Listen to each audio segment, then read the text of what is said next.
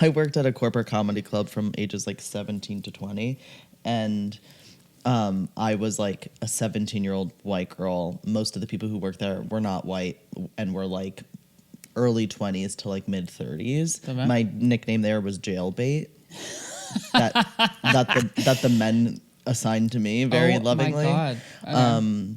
And anyway, but it was we worked like in a corporate comedy club inside of a mall, and Okay. so like we would always like get off of work at like an insane time and like go over to like TGI Fridays, the mall TGI Fridays, and like drink a bunch there or whatever. But we would also like go back to like one of the servers' apartments that was like nearby, like to smoke and like whatever.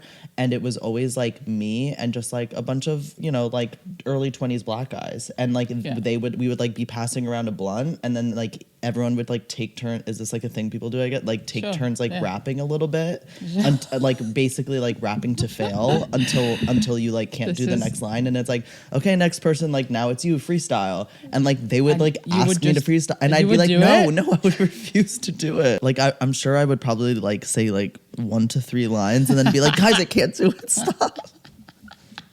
That's hilarious. But it was we have to do it. That's fucking amazing. Yeah, no. Yeah. White people rap? It probably ended up poorly. It probably ended up being like spoken word. Sure. Like poetry. But I just feel like spoken word is just the white version of rap. You know what I mean? Yeah. You just say, I don't know. But that's my fun little story about rapping. Okay. And I will not rap into this mic for testing. Welcome to Good Boys. Good boys. How are you? Tired, but Yeah? good. Can you see it? You can be honest. I saw my reflection in the subway. You do look a bit tired, yeah. My eyes are so puffy and sunken at the same time somehow. Yeah. I just ordered a bunch of eye patches though. Oh, cool. Because I can't be out here looking like this. I've been on my like skincare game hard. Yeah. Wait, what have you been putting on your face? Your mom told you? Mother-in-law. Oh, sorry, mother-in-law. Almond oil. Okay. So she basically had, this is a terrible story, but she had third-degree burns on her face from, what is this called? The NutriBullet. She put like hot, you know you're not supposed to do this, by the way, everyone, you should listen to this. You should not put hot liquid in a NutriBullet. Because that's how you make soup. No, but it says on, I think people don't wait realize. for it to sit, yeah. You're just not allowed to put hot liquid in there because essentially the plastic can smash. Oh my God. And anyway, the plastic smashed and then this like hot goop went all over her face. When did that happen? This was like years ago. This was like 20 years ago. And she had third-degree burns and she went to the doctors and the doctor's like, listen, we have to go to the plastic surgery wing, we have to do all these things, like your face is like fucked. And she went home and she was like, okay, what can I do? And they were like, just keep it moistured, but we're going to have, it's too serious. We're going to have to like do something with it. And then she said that she just put almond oil on constantly, all day, every day, and then went back and they couldn't believe it. Wow. And they were just like, what? Okay, it's completely fine. And there's not one scar on her face. Wow. So she told me this and I was like, well, I guess it's natural. And also, by the way, it's cheap. It was like $12 from Amazon. Sorry, I need to stop buying from there. $12 from Amazon. So I gave it a go and my skin's just never been better. Wow, that's all. And you're just blathering it on every day before bed? Before night. I mean, before bed, yeah. Yeah. Interesting. What's the other stuff everyone keeps putting on their face? Beef tallow? Have you heard of this? Yeah, so I'm putting that on my body. Okay. What is it? It's bones? It's just beef tallow. Yeah, it's like from... But what's tallow? I guess, you know, I need a producer It's like check on bone it, but I think marrow? it's marrow, yeah. Yeah. Can we do a producer check on tallow? It's animal fat. Okay, it's just animal fat. Okay. So I'm trying to, in my mind, I'm like, oh my God. So we take testosterone, we rub it into our skin and it like absorbs into our hormonal like panels. Yeah. That's crazy. So I was like, well, everything I put on my skin is then going deep into my body. Oh, yeah. So then I started getting really paranoid after that and I'm trying to use natural things. Okay. Yeah. So I don't know. My skin's soft. I smell a little animal fatty, but it's all good. If I Don't smelled you sniff right me. now. I was going to say, if I smelled you right now. I see you looking at me like, where can I sniff? Where can I sniff that's acceptable? Okay, interesting. I need to moisturize more. Do you? My body. Like as a white person, I think so. Can I tell you something? Yeah. It's a lot more. My legs are so hairy that like you can't even see the skin underneath my leg. So like I'm like, why am I moisturizing? I mean, I used to assume anyway. moisturizing is such in the summer I have to, like when the sun's on so- it, like yeah, because I get sunburn or tan and then it gets like kind of this ashy thing. But like right now, no. Because I moisturize every single day, my full body, like everywhere, and if I don't, I'm ashy. I mean, that's just the plight, I guess. Yeah. Of the in the winter it's really bad, and then in the summer, but these like in between months it's pretty chill. Fine, but my face every morning, every night I have to, otherwise I get these like red your spots. Your skin's and looking dry. good, actually. Yeah, it's not looking bad. But you've got no spots, and like it's. You're not seeing spots. Oh, good, no. Because the other day I had, but I was picking. Oh, okay, yeah. No T acne yet. It's pretty dope. Doing that. Is that wood? I don't know. I think it's wood. Yeah. Drywall. I don't know. But yeah, I'm trying to think. Oh, have you been a good boy? Oh my God, yeah. I guess these are all kind of good boy things that you're doing. Yeah, these are good boy things, like self-care for sure. We traveled to Mexico City. I say that because it was just that's a bit of self-care. I don't go on a lot of holidays, or when I do, I work, and I did work actually, but I did relax. And I'm just trying this year, like my New Year's resolution, I guess. I don't usually do them, but my goal for this year was just to have a bit more balance. And so I feel like good boy because of that. I like spend some time with them. Like, for those that don't know, we work together, live together, are together, socialize together. So I feel like a lot of our life is administrative, you know what I mean? And work focused, like a solid percentage of it. So I'm trying to, have time that is just like, oh, it's not work. We don't talk about, because also that's another thing we just talk about. Can't help it, because like we're at dinner in a really nice restaurant, and then she's like, oh my God, I had this idea, or like I'm like, this thing happened today, or and it's all work focused. So you guys need to get severed. That's what you need to do. We actually do need to get severed. We'd be the perfect candidates, I don't know though, because my jealousy issue. What if her innie like falls in love with somebody else? With you on the team? At work? No, because we're two brother and sister. Yeah, you're right. You're two I'm trying to think if I've been a good boy. Yeah, oh, no, have you go been? ahead. No. That's it. I was gonna.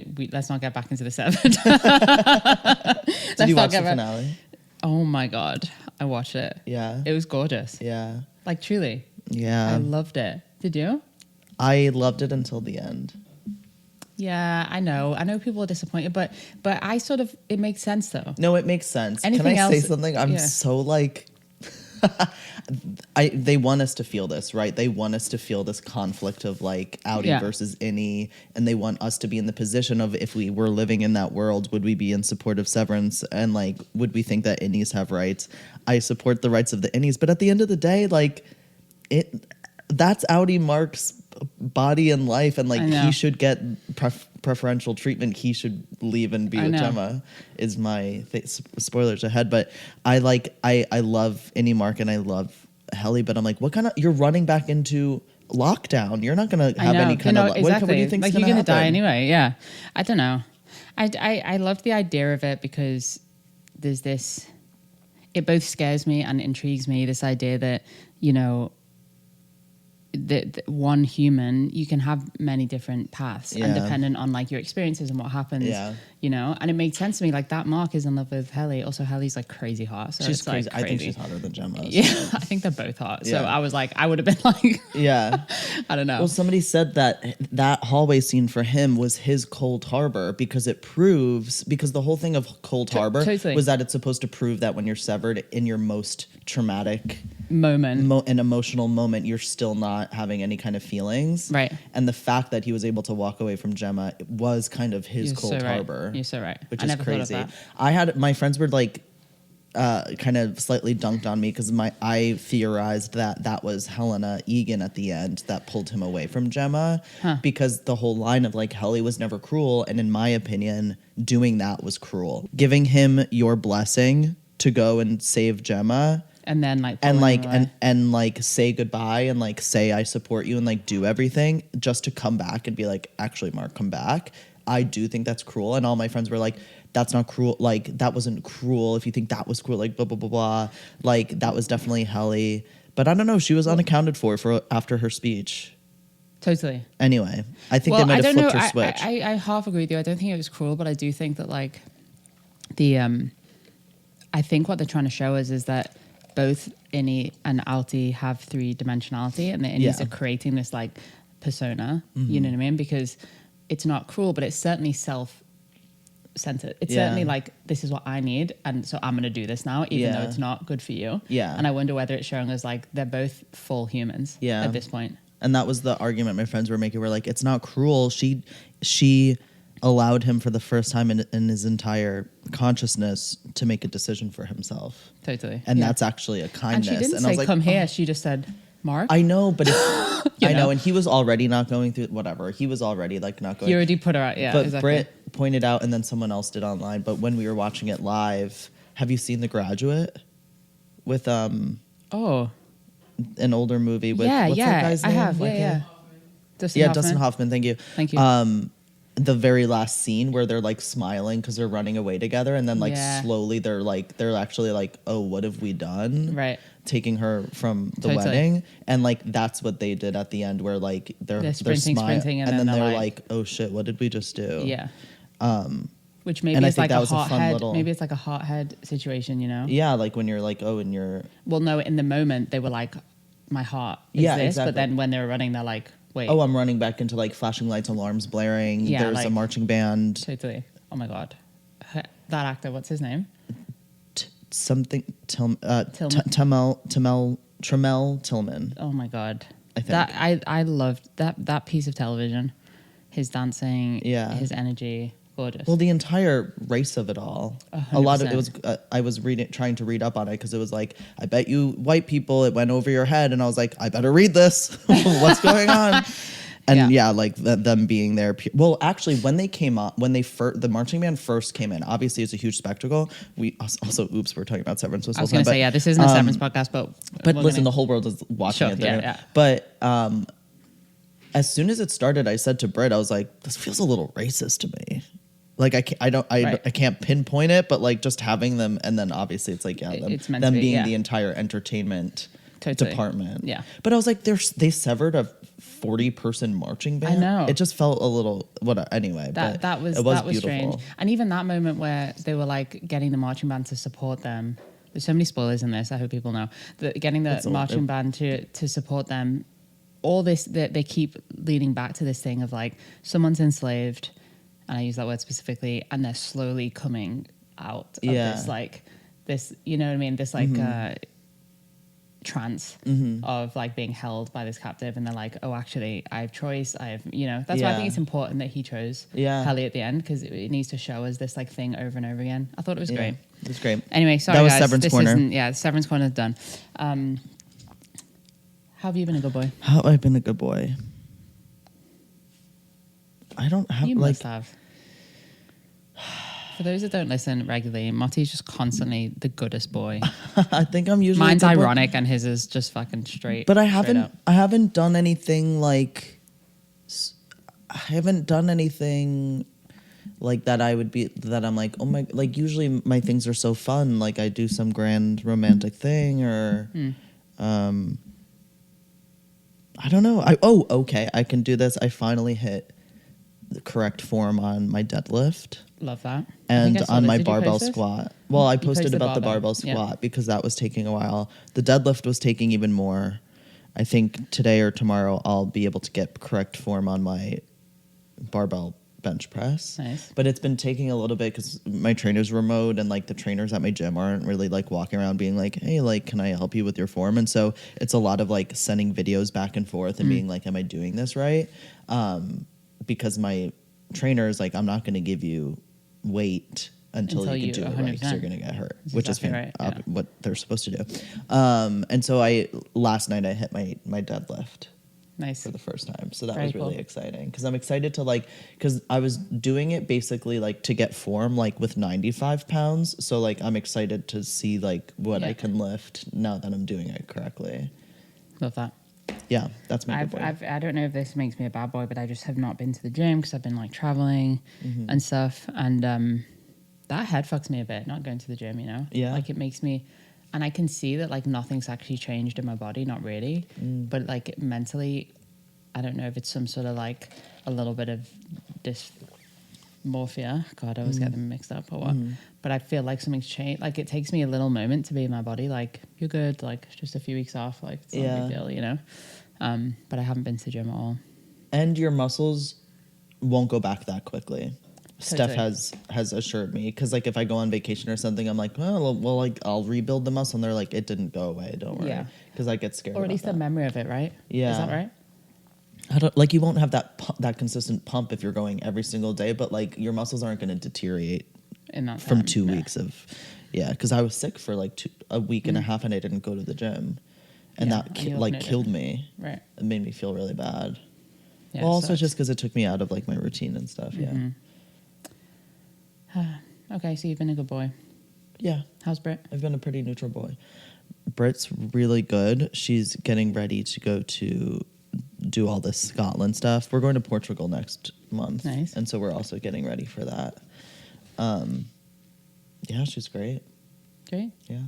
Good. Self-taping every other second. Love that. Yeah. I love that for you on the other side of the coin. Yeah. So good. It's fun. So good. I've gotten a couple self-tapes too. Oh, yeah? Yeah.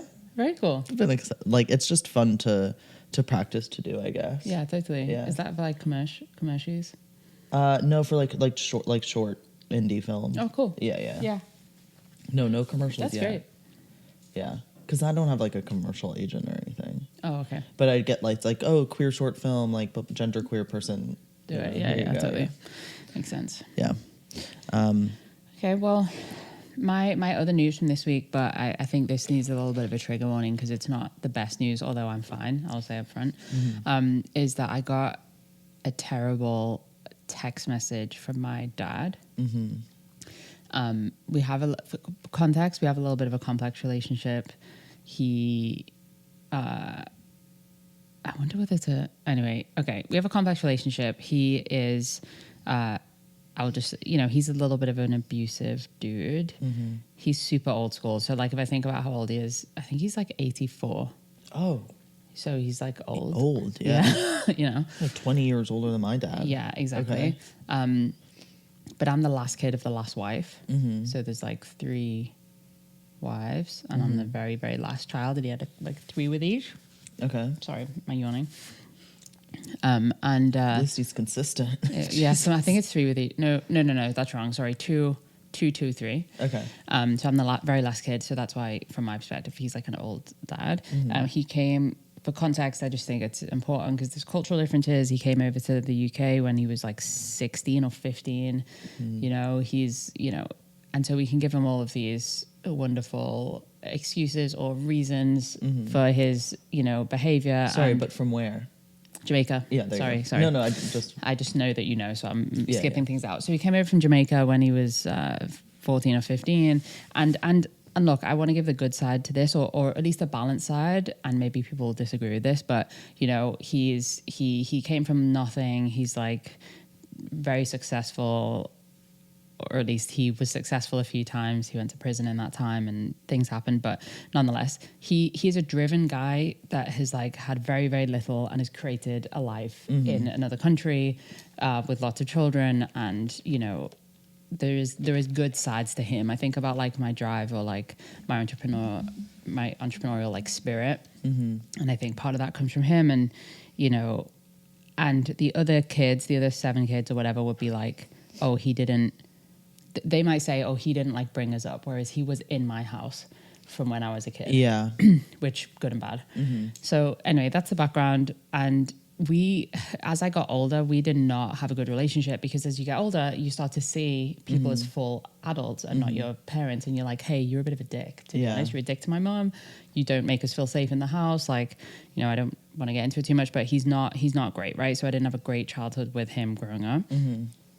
As a full adult now, I'm like, okay, it's been enough time. I haven't spoken to him for like 8 years. Let me try to...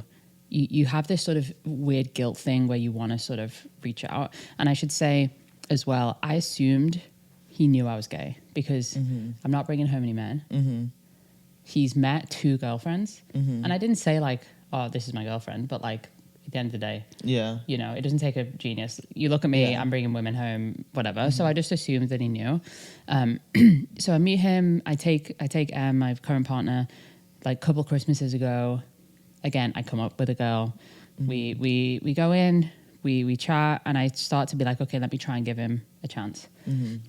He like broke my trust on this girl. He like, you know, he gets obsessive. He starts calling me. He's leaving me answer phone messages. He starts getting abusive. So I'm like, okay, this isn't working.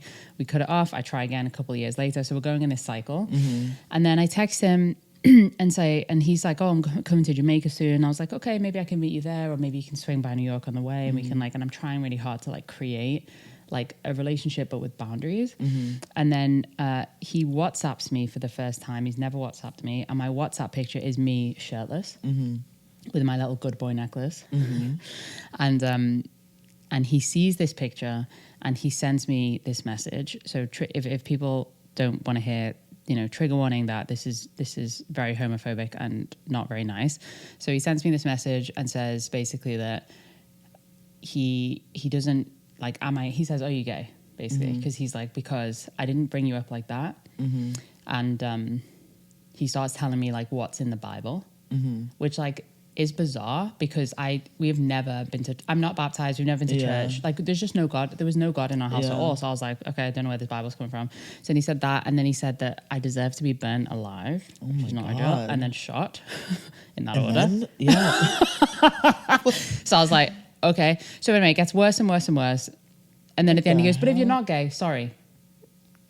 Sorry. If you're not, sorry, I misunderstood. But can I just ask, he saw the shirtless and like, he didn't go to trans, he just went to gay? But I wonder whether it's like an understanding thing. Okay, yeah. You know? He like just umbrella, like something's off. He was just like, something's you. off. Yeah, exactly. So he sends me this message. And he basically, and it was really ranty and long. He thought I was going to have kids, which of course I am going to. We could have whatever, and all this stuff. So I digest the message, and it takes me a few days because I was like, okay, what the fuck am I going to respond to this? Like, obviously, I want to be like, you're a cunt. Excuse my language, but that feels not. I didn't want to respond from a place of emotion. I wanted to I was like, okay, clearly he can't be in my life because I didn't know that he felt like this. Yeah. But also, I want to say something that validates my identity in my life. Yeah. So I spend a few days, I draft the message, I redraft it, I find the perfect message, I go to send it to him and he's blocked me. This guy. And I'm like, this fucking guy. So anyway, the point is that all happened. It drove me, I feel like I have to mention it because I just wonder how many people that listen to us, I think there's a big spectrum, and I know because of your experience, and maybe we can get into it, that it's hard, right? Some people, and I have to shout out my mom. She's amazing and is super. They're not together anymore, my mom and my dad. So she is very supportive and loves me and amazing.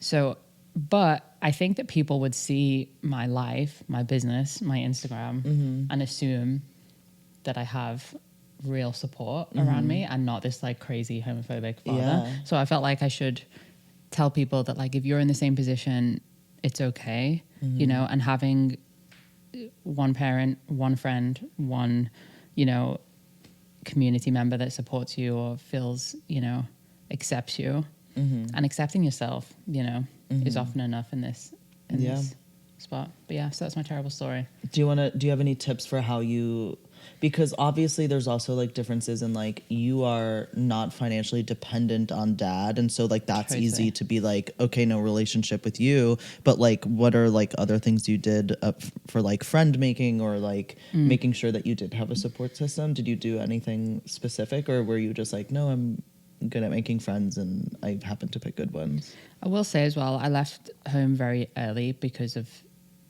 him and because of and not because he was being homophobic, because I didn't know that at the time, but because he was abusive and not supportive and not very nice, and the house was just so traumatic and anxiety inducing. So I think and then I was reliant, so that's why I started work so early and started trying to make my own money and do all those things. That all being said though, that was in the UK where I just think there's more general governmental support than here, so caveat that.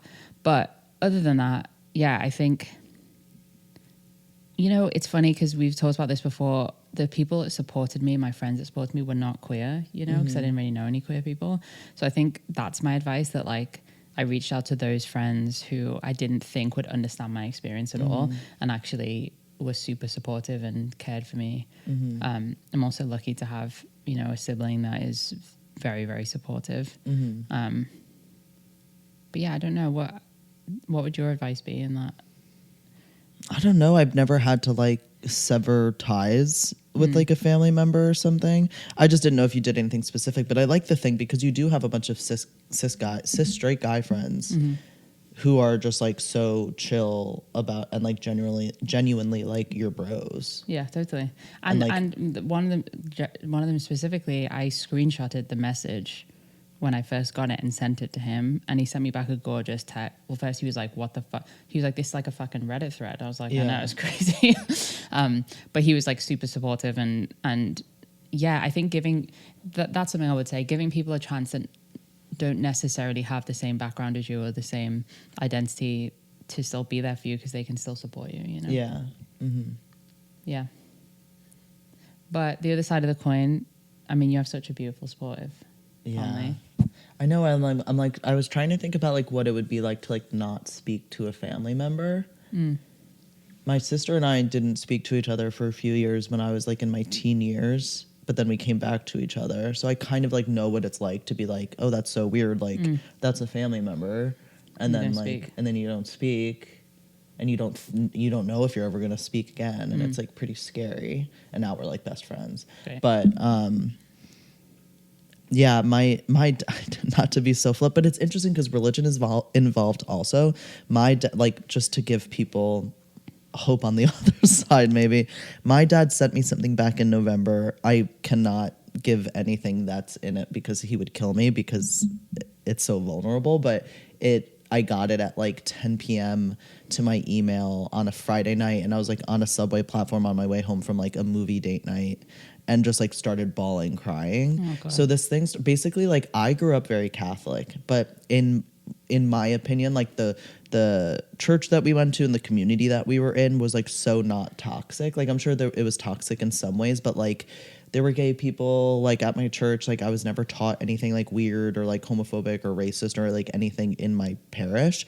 But we would do these things called like these retreats. And like there was a couple different versions of them. Some of them were like you would go to this like retreat cabin area and you go there for a weekend and you whatever do a bunch of activities. There was this other one that you would like different families would like host you and you'd get split up and you'd like stay at someone else's house for a while. And it was common that your family members and your loved ones write you letters. And so basically so that while you're there away from family, you get this like letter, and it's like it's like so corny because it's like something you'd never say to your kid like on the day-to-day, but because they're like staying at your friend's house, like you write them this like insanely emotional letter. And like I think a lot of religion is a lot of like emotional, not like manipulation, but it's just like it's like so weird to be like 15 and like read a letter from your parent that's like so emotional and like whatever. Anyway, and so I think he got into this he might have done this before, but I think it comes from that, where like he will just drop a letter via email or he'll print it out and like hand it to me. And he's not a man of many words typically. I mean, he's a very well articulated man, but like it'll just be these random drops that he does this. So there's no reason for it. I think it was around Thanksgiving, and it was just like a Word document attached to an email, and it was just so beautiful and supportive. And like without quoting it directly, he just talked about like what his hopes were when him and my mom first got pregnant with my oldest sibling, and like how he only ever hoped for healthy kids, and he got more than that. And then he like talked about like me growing up, and was referring to my birth name. And then like the last two paragraphs were like, but enough about her, let's talk about Reed. And then like the next, I can't even listen to it. Like, I actually can't. And then like the next, he's never gonna listen to this, but I hope he doesn't get mad. But then the next two paragraphs were just like kind of how proud he is of me, and Beautiful. and all of my qualities now that he saw when I was younger, but are shining now because I've been able to like be myself and like all of this stuff. And I'm like 10 p.m. on a Friday You're like, night. sorry. You're so lucky I'm not at the club right now. Exactly. Like I'm like fucking crying. And it was just so cute. And so yeah.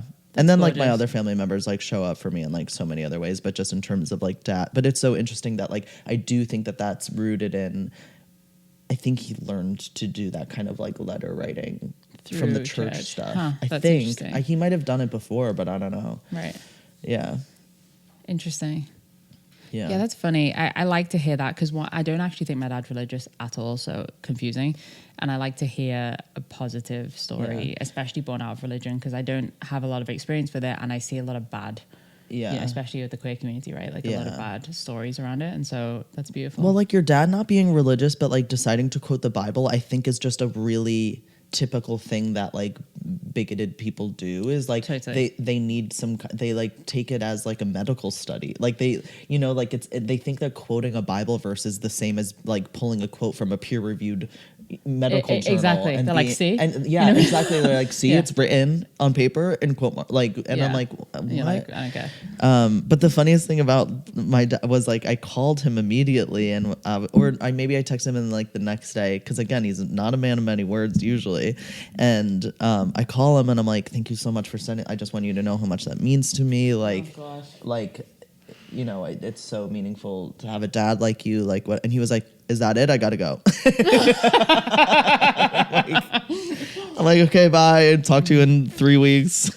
Like that's perfect. He's like, I said everything I needed to say in the letter. Literally, he was like, why are we talking about this? And maybe he was feeling bashful. I don't know. I love that. God bless that man. Hold on. And it's funny, I'll talk about you too, because I have this weird thing with religion because I didn't start to hate religion until I went to Catholic school, and that's where they started pushing weird things on me. Like they had like pro-life posters on the wall, and like you got like we always had to do like 20 hours of community service every semester, so like 40 hours each year. And I did it with my church. We would go into Harlem and we'd do soup kitchens, I'd do midnight runs, I'd like volunteer at like local things, and like my family and my church is like how I got my community service done. But every year they'd be like, the school would be like, you can knock out all 40 hours if you get on a coach bus with us, drive down to DC and do the March for Life, which is like a pro-life anti-abortion march. And so all of my friends would do it because you get to knock your 40 hours, or maybe it was just the 20 out right away. You get to go shopping at like the DC mall. Like it was like a social thing. Right. And my parents would be like, you're not going to that. Yeah. I never wanted to, but they'd be like, you're not going to that. I love that. But like that's when I started hating religion. Was not with my church, was with the school. Also the manipulation of that. I know. You know? I know. And I'm like, you're not actually teaching these kids like what it is that they're participating in. Totally. And also like the school wouldn't let, there was a lesbian in the year in the year above me, and she had a girlfriend that went to a different school, and like she wouldn't let her bring her to prom, even though everyone else could bring their partners from different, they like said it was because she went to a different school. And I'm like, well, everyone else's dates went to a different school. And so like shit like that. And that's when I started hating religion. Right. Yeah, it makes sense. That's when it started getting toxic. Sorry, damn. No, I mean, it's fine. But, that's to say, when people ask me about like religion, I'm like, when I think about religion, I'm like, my dad to me is like that's a good Catholic man, meaning that like he's a fantastic dad, he's a fantastic neighbor, like he has given his shirt off his back for people, and like that's why I don't have a totally spoiled relationship with religion is I think because of him. Yeah. Because like he does the stuff that everyone claims what religion is supposed to be, which is like being super generous with homeless people. Like he taught me to like treat homeless people with respect and people who are going through struggles. And like he had a friend that was like dying of cancer, and he would drive him and his wife to and from every single treatment. Like, you know, he's just like a stand-up guy. And so anyway, just to bring it around religion. No, I love that. I think that like I'm not religious, but I love the idea of faith, you know, or maybe faith is the wrong word, but I just feel like religion to me, in a good sense, and I know nothing about it, is community and kindness and empathy and standing in someone else's shoes, which maybe is empathy. Yeah. You know, like that's what the things that come into my mind. And I'm like, that sounds amazing. Yeah. You know, and we should, and I think that like we have lost that through the generations, and it'd be nice to bring that part of it back. Well, people learned how to profit off of it is what happened. Yeah. With like mega churches and like using it for bigotry and using it to get yourself rich and stuff like that. And that's just like, yeah, totally. I have to say though, to just wrap up, yes, from my dad, because I feel like it's important, because I feel like I was thinking about cutting someone out, you know? Yeah. And here's the thing, from my perspective, I think it's okay to cut out a toxic family member, friend, you know, person that's close to you in your life if it doesn't eat you alive, you know? Because I think for me, I've cut him out so many times throughout my life, and now is the only time where I've actually done it and I feel light, you know? And I think that one has to like protect them. There needs to be a balance between like protecting yourself from the person that is being toxic, and so cutting them out. But when it's when it's your dad, when it's your sibling, when it's, you know, your mum, when it's someone really close to you, there's this like such tension in your heart, you know? And it's taken me just, I don't know if I'm saying this right, but I think for people to, if you're going through that, it's taken me until, you know, 35 years old to be able to release from that tension, given he's my dad. Because I keep coming back to this point of like, well, he's my dad. Like, he's my dad, you know, like, so he's not perfect and he had this. And I'm like, well, you know, he grew up in this way and he had these problems and that's why, or whatever. And I think that like for the first time in my life, just to give people confidence in that, if someone is close to you and toxic and abusive, homophobic, and doesn't love you for your sort of true self, it is okay to cut them out. And I've only just come to that in this like, you know, midlife moment of just, oh, I'm okay with that. You know, and I feel confident in my decision. I feel at peace with my decision. And I've given him enough chances and enough, you know, enough opportunities to change, and he hasn't been able to in this lifetime. So that's it, you know. And if he came back around and he WhatsApped you and was like, that my was bad, awful. I fucked up. Totally. Like, would you take him back? I think I'm a very forgiving person like that. I have a lot of, and that's maybe that's the nice way to put it, that the other side of that coin probably if a therapist was here is that I just carry a lot of like shame and guilt as a human. I'm like, I jump to guilt really quick. So like if, you know, say if you're an arsehole, it happens to me all the time, like you're an arsehole to me. Motti's never an arsehole to me. But say you're an arsehole to me, in the moment I'll be like, hey, you're an arsehole, you know? And I'll say it to you and I'll be direct like that. But then half an hour later I'm like, oh man, maybe he was having a bad day. You know what I mean? I was like, and he didn't mean to do that, you know what I mean? This is where the 3-strike rule comes from too. It's like both for the person and for me, right? Because like everyone has these days where they don't feel 100%. So I think as a human, we make mistakes, we have our experiences. So if he came to me and said, that message is unacceptable, it'd have to be filled out. He'd have to be like, that message is unacceptable. I just don't understand. You know, can you help me understand? And, you know, I'd love to chat it through. If it was really open-hearted like that, 100%. Yeah. If it was like, you know, I think my standards are high now, because if it was like, oh, you know, I'm not okay with it, but we can still have a relationship, but don't talk to me about that part of your life. I think I'd say no. You know? Whereas when I was younger, I was like, well, he doesn't need to. I keep challenging myself too. Like, did I know he didn't know? And I was just like floating along, being like, it's fine, it's fine. Like I called my mom and I was like, did he not know this? You know what I mean? And my mom was like, I thought he did. So who knows? But anyway, I think forgiveness is a wonderful thing, and I think we should all try our best to forgive, you know. And while all this bigoted stuff is happening in the political climate and all this like segregation and extremism, I think that's what can help it. Those two things of just like kindness and empathy and forgiveness and understanding can like help us like try to move together a bit, you know. But only forgiving if people are sorry. People are truly, well, because I think there's this really toxic messaging, and I see it with friends and stuff, and like thankfully I don't have it, because like I have like extended relatives that like I don't really fuck with, and like my parents have never pressured me to be like, oh, you have to talk to cousin or aunt, blah blah blah, like blah blah. But I see it with friends and with Brit that the messaging is at the end of the day, all you have is your family. Right, When you're yeah. in the hospital, who's gonna show up for you? No, when I you're can't on deal your with that. and I think it's so toxic and manipulative because it forces you to forgive and have empathy and kindness for people who just because you share the same blood. And I'm like, fuck that. Totally. There's so many ways that you can be like blood related to someone and have you don't have to have anything to do with 100%. them. But and I think it's a really American. I don't know. Maybe is it a big? No, I think it's a really big American thing where it's like, family values. this is your like, yeah. family and like blood is thicker than water. And I'm like, well, I have some friends who have been way better than to me than family members. And I think that's a generational thing too, because Em and I, like, I think for the first time in our sort of generation, like for our families, we're looking at each other for our wedding and being like, do we want that person at our wedding? Yeah. Even though they're and being like, actually, that person's a bit of a cunt, and they shared. I gotta stop saying cunt. It's bad in this country, isn't it? I love it. Okay, great. That person's a bit of a cunt, and they shared, an anti-trans article to a fucking group chat. So actually, no, you're not coming to the wedding. And the thing is, if I don't bring you, I get to bring another friend that is like really supportive and gorgeous, and I get to see every. You know what I mean? Yeah. So like, I think we're the first generation to not be like, oh, I have to.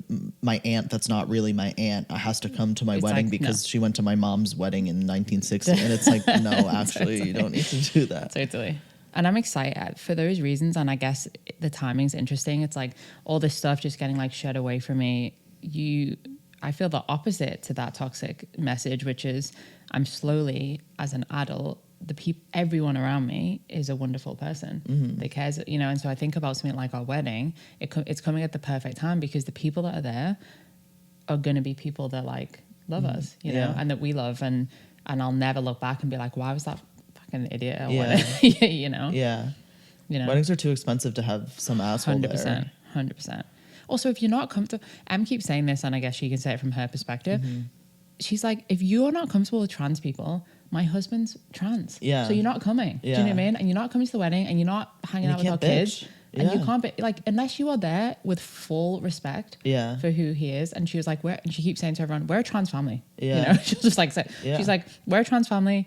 That's what it is. If you're not and I don't mean like you accept it as in you're like, fine, I'll deal with it. No, you better be fucking loving it, because if not, you're not coming. And I think that like that's I love that as a bar, as a really high bar, Which makes why do you want to be at this wedding if you hate me so much? A lot of people do, but I know they will. They'll because it's like embarrassing to them that they're not invited, and it's like, go fuck yourself. Sorry, go die. Exactly. I don't know what to tell you, man. Yeah, fuck. But anyway, families are both amazing and they suck. Chosen family's everything. And if anyone's struggling with any of those issues, also DM me. I'm happy to talk about it more too. I just I often feel like I haven't told a lot of people about this because I feel like it's like very triggering for trans and queer folks, and but I think it's important to be honest that like not everybody is supportive of me, and of us. No, it's nice to know someone who like lives so out and loudly trans and all of that, because the assumption would be like, oh yeah, like this guy's got everyone backing him. No, I think it's good to know that. Yeah, I missed one quote from the text, and I gotta say it said in a sentence, "I'm a very homophobic man," as like a positive attribute. Like I'm a very handsome man. Yeah. Like one thing to know about me. One thing to know about me. I'm very homophobic. You should know that. And I was like, oh. You should have been like, yeah, I know. I don't know. I would have like done some dig at him. Like, yeah, like I know you love straight. You got married 3 times. Like I just like fuck with him so much. Totally. Was there ever a 4th wife or there was lots of women. There was lots of women. I think the first one sadly couldn't, and this kind of couldn't birth children. So otherwise I think there would have been more. And they're the children that I know about. I got to be honest. And I know it's a terrible stereotype for any of the Jamaicans listening. I'm sorry. I don't know what to tell you. It might be a stereotype, but it's also my fact like of life that my dad's had many, many children with many women. And I'm convinced, I know that they're just the ones I know about. And there's just many Have you more. done a DNA thing? I've done 23andMe, although I got to tell everybody because I feel responsibility. 23andMe is getting sold. Oh yeah. and their data is going to be sold. Yeah. So I did do 23andMe, but I've pulled my data. Oh, that's cool that you I can do pulled it that. and deleted it. Okay, yeah. So just heads up for anybody that's done cares. Yeah, and I've seen a bunch of cousins that I didn't know exist, so maybe that means that. Yeah. Also noting like my eldest sibling, my eldest step sibling is older than my mum. You know what I mean? Whoa. So also have nothing in common with these people because, like, no offense, they're just completely different But generations. do you ever chit chat or no? Like we've spoke. Like when I was a baby, a kid, they used to be around. Yeah. But they're old. They're older than my mum. So like we don't have a lot in common. Yeah. You know what I mean? Wow. A sibling. Yeah, that's wild. Yeah. How old's your mom? She was born in 55. What's that? She's about to be 70. Yeah. About to be 70. Yeah, because my dad's 59. Yeah. Well, Yeah. 1959. She's about to be 70 years old. Yeah. So he's like 15 years older than her or something. Interesting. Wow. Well, families. Families. Thanks for listening. And let me get off my chest. Oh my God, me or yeah, are you thanks. saying? Yeah. Oh, of course. And the listeners who are choosing to listen, but you have to stay here. They don't. I'm sorry that happened. Truly, That's okay. That's really crazy. Thank you. I appreciate you. I'm actually okay. You know, because I have loved ones that has happened to, and it's just like it rocks your whole world. Yeah, it took a minute, but honestly, it was like a good last straw. You know. Yeah. I feel very strong, so happy. Okay, good. Should we wrap it up with some tea time? Yeah, we didn't do in the news, but I think that's okay. Our news was the dad letters. Yeah, the news. Oh, yeah, cute. Bad boy, good boy. Yeah. My dad, good boy. Exactly. Your dad, bad boy. Is is what we were rating. Exactly. Okay. Yeah, God, I have real daddy issues. I gotta like, because I was thinking about the impact that has on my like Jamaican side and how I feel about my culture and myself. And as a man, like I only have women in the house other than my dad. So like this is the man that I've followed and all the toxicity that's come with that. But this is just it's a whole other podcast. It's a whole other 5 podcasts maybe. Yeah, because maybe one time we can sit down and think about the masculine role models in our, well, not just masculine, not masculine, but male yeah, 100%. role models in our lives. I'd love to do that. So that could be fun because I know people like fun. It's always fun. Like I feel like there's like, this is so silly, but like sitcoms or like TV shows, there's like the young boy who like, maybe dad left and he grew up watching like Superman a ton, and so like his his like father figure is like super, like a cartoon version of Superman, and he gets like super attached to it. I don't know. I think that's fun for trans guys. Did you see the Captain America guy? What's his name? Chris Evans? No, Anthony Mackie. Anyway, I got to look at this. Maybe we can talk about it next time we talk about our role models. But he had a quote saying that he, and by the way, sometimes I'm like with these actors, I'm like, can you just do your press tour and talk about the show? Like, you don't need to get, no one needs to know. What did he do? He's on some fucking talk show. He's like, oh, you're mad at him? I just think, yeah, I am mad at him. Well, listen, let me tell you, and you can say what you think. He basically said, and I don't know how it came up. He's like, I'm bringing up my sons as men, because in this country, you know, they might have forgotten what it means to bring up boys as men, but I haven't forgotten, and I'm gonna make sure that they're men. But is he saying that in like the opposite way of like real men, like with manners and respecting women, and like is he doing the anti Andrew Tate thing of like? I think so, but I don't know. There was a lot of, I need to look into it more, so we'll talk about it last time. Totally, and there was a lot of discourse around it.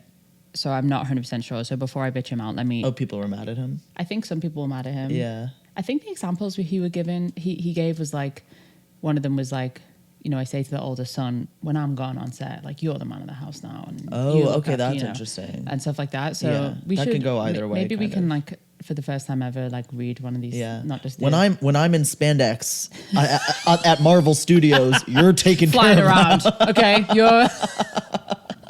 When I'm looking like in a hair little and gay makeup. boy. Yeah. That's so funny.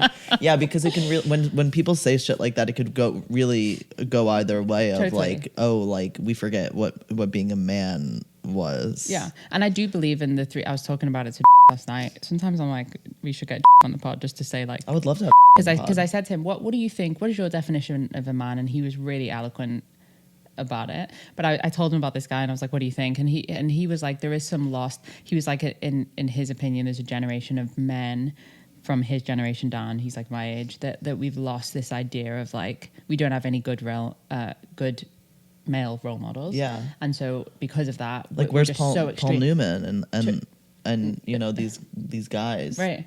We need more Wild Wild West guys Exactly. with liberal Exactly. politics. So it's either he was like he was like that either super extreme, and he said it, and I even understand why they're extreme, because they're like searching for something, Yeah.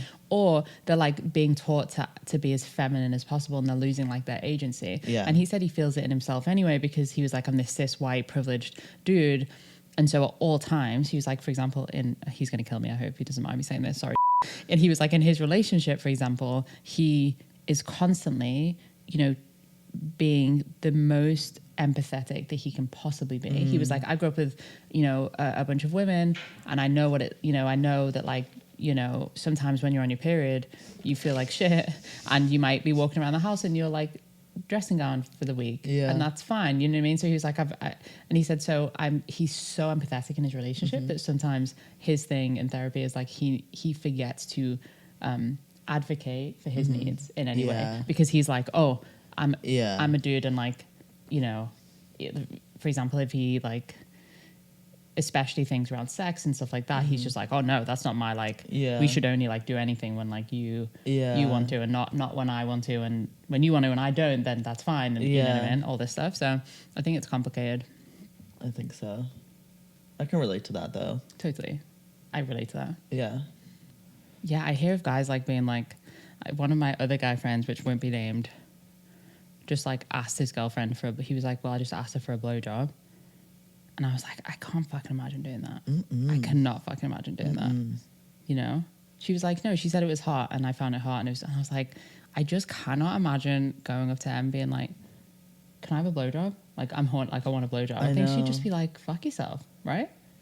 Well, like, I'm like, right, shall I do? well, one is like the anxiety of rejection. Totally. But then the other thing is like, yeah, you don't want to be rude. It's funny because like I would never do that, but I've had plenty of partners be like, hey, do you want to go down on me right now? And Really? I'm like, yeah, oh, totally. Oh, cool. And I'm like, yeah, for sure. Yeah. But like, again, it's always like these rules that it always comes totally. back to like, I can't do it. Oh yeah, Britt's definitely approached me before, like, go Brit. you're gonna eat this pussy or what?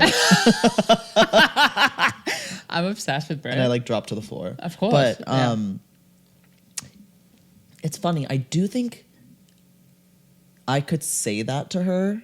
I think I could. I think we're in a place where I could be like, hey, I would love a blowjob. Even this, you're like, hey, if you feel like, but like no pressure. Yeah. Like, well, that's the thing is like she might say no, but she might be like, but later.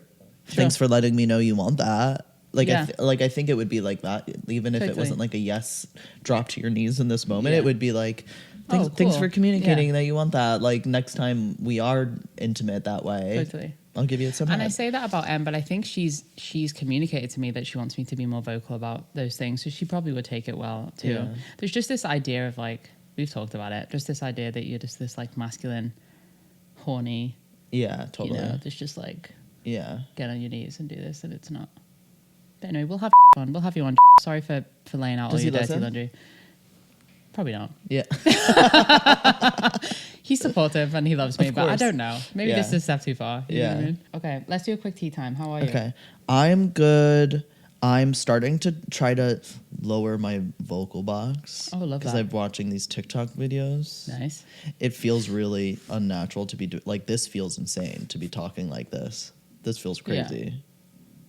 But It I doesn't watched feel like like the it. whole I watched a video on like the mechanics of it, which was really helpful. Uh-huh. Which is like right now like vocal box is up here, and it's tight. But what happens is it gets thicker and I don't know. I'm making shit up now. But you should try to consciously talk from lower down here. Mm-hmm. Anyway, so I'm But doing you that. should also, not that I'm mansplaining, but you should intone. You know what intoning is? No, It's like where you mansplain. like, it's from like voice class, acting school, but you like make like these noises like ha, like this, right? And you do it from your stomach. You do it over and over again, and that drops your voice.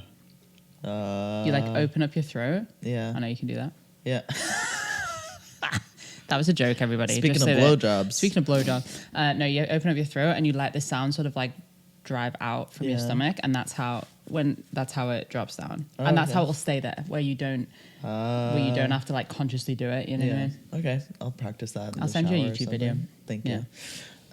So that I don't know. I don't want to spread misinformation, but I've been having these crazy things happen while I'm asleep that I was telling you about this morning, which is that like my upper glutes, like the top of my butt cheeks, and like my hips are so sore at night. Like it's the same sensation that I would have like growing pains in my knees when I was growing up. And it's just this weird achy feeling, and like the back of my head, I'm just theorizing. I'm like, is my body doing the testosterone redistributing of fat and muscle and stuff while I'm asleep, and is that what I'm feeling? Because you always think about like these changes that happen to your body. I'm like, when are they happening? Totally. And I'm like, maybe it's while I'm sleeping, and that's why Which would make sense. But I mean, I'm I know feeling nothing. this but weird pain. makes sense. But if that's been a weird thing, so I'm trying to figure out what might be going on there. I was at the gym yesterday and I was doing like a leg press, and so my knees were like. Do you see this in the light? It's like red now. Yeah. My like body hair is like turning a little red brown, which is cute. It's never been like red like this. Adorable. So that's cute. Irish. Yeah. What else? Yeah, I don't think there's been many other changes. I've got some long chest hairs now. Oh, cool. Yeah. It took me a minute. I don't know why my brain was like, I know. long. Did you see that? Yeah, I did. Yeah. Motti said the word long chest hair, and my brain glitched and took those 3 words. And I was "Dunno." curious why you had the reaction that you did. It took me a minute. Sorry. No, that's okay. That's cool. Very cool. What about you? I took a little break actually from the tea Oh, yeah? for no reason. Yeah. And I'm not a doctor. I don't know if I should have done that. I just took a little bit of a break. I don't think it's a biggie. Things that have changed will just stay the same, and there's only Yeah. a few things that regress. So Yeah. So I took a break for maybe like 2-3 weeks, and then I started again a couple of days ago. I have to say though, when and again, not a doctor, making stuff up, hypothesizing, I do think that when I stop taking it and then I take it again, I can feel my sex drive go up again. maybe because it's like newly introduced. Yeah. Or you're going from such a low level to such a high Maybe. instead of being Yeah. stabilized. That's probably what it It is. could be. So there's definitely that, but also the test, when I don't take it, my sleep is shitter. It just is, Yeah. which I think is a known thing. But I thought to myself, I don't know why I've stopped taking it. I'll keep When going. I first got like regulated on or like whatever on tea, I know it's ironic to say because my sleep sucks now, but my sleep got so much better, just like so much sounder. Yeah, totally. That's I how hit the feel. pillow and I'm like Yeah. zonked, Yeah, which is what they say. Men are always sleeping, yeah, falling totally. asleep everywhere. So that's it, really. I got to think about like the next phase of this. I keep saying I'm gonna freeze my eggs, and I haven't, but I am doing it this Yeah. year. So I got to do that. It's just so crazy expensive. I know. You know My that friend like just did it. it's like I keep putting it off because I'm like, how, there's always something more important, and I need to save up and whatever. So I am going to do that this year, and I think that once I've done that, I can start. One of my friends in the UK said to me that they're taking testosterone, and they were like, "Oh, I don't want facial hair," and I was like, "Me neither." So aren't you scared? And they were like, "No, because I'm just taking it, and then I'm just getting lasered." And I was like, yeah. "Why didn't I think of that? Yeah, you laser the rest of your I body. just didn't think about it." Yeah. Way to just throw that on my face, like, yeah. Which I didn't think of. Yeah. So that's cool. Yeah. I could do that. You could do that. So anyway, I'm gonna book my egg freezing in for sure. Well, I'm gonna try and see if I can get enough cash together, and then Maybe and then I just think I skip might- the next Mexico trip. Not that that's going to be $10,000, but yeah, well, it's yeah. exactly 10 grand. Yeah. So much money. Our insurance is pretty good for it, though. Not for egg freezing. It won't let us egg freeze. No way. Really? The people that I sent you to, Mm. that doctor told me he has a really good track record of making the case to insurance that it's medically necessary because of transition. He says he has a good track record with convincing insurance companies that it's not like a cosmetic or like preferential thing. It's like medically necessary for you to do that because of the testosterone with transitioning. Huh. So I would just check it out. It can't hurt to like submit a I request. I went through NYU and they were just like, it's 10 grand basically. Yeah. And I was like, that sucks. I'd look into it. I would like Google like medically necessary, because that's how it gets covered for like people like cis women maybe who have like High cancer, testosterone. ovarian cancer, Oh, sure. and want to freeze their eggs, because that's a good case for like medical necessity, because it's Got like, it. oh well, like, yeah, Damn. Okay, maybe I'll try that. Thank you. Yeah, I'll do not that. to and say then, guaranteed, but maybe. Yeah. And then I'm gonna start. I think I'm gonna start upping my dose. Like I feel like it's time. It's been like Yeah. year and a half, and I feel confident. Yeah. And I've watched you do, and you look great. Thank you. Yeah, my 1 year is on April 5th. Isn't that Amazing. exciting? So exciting. What are Yeah. you gonna do? I don't know. I would like, me and my friend.